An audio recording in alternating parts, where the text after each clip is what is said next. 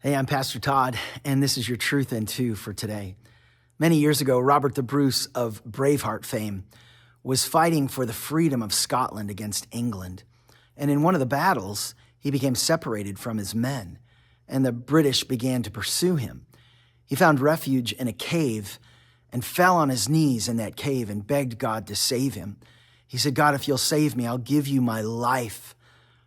And just as he finished his prayer, he looked at the opening of the cave, and there was a spider beginning to make its web across the cave. This angered Robert, and he said to himself, "Isn't that how God answers my prayer?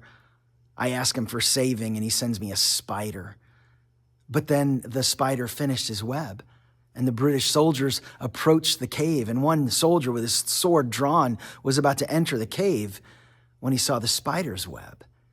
And he stopped, and he said to himself, "He can't be in that cave, or he would have had to broke through the spider web." And so he walked away. And Robert was saved by a spider's web. Later on, he said, "With God, a spider's web is as a stone wall. And without God, a stone wall is like a spider's web."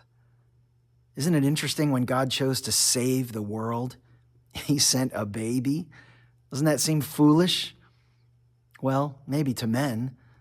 The Bible says that the gospel is foolishness to those who are perishing, but to those who are being saved, it's the power of God. Paul said in 1 Corinthians chapter 1, the weakness of God is stronger than the strength of men, and the foolishness of God is wiser than the wisdom of men. So I don't know what you're going through today. I don't know what obstacles or impossibilities you're facing, but God is a God who works through weakness, and his strength is made perfect in weakness. So trust him today to save you in the strangest manner. And that's your Truth in Two today.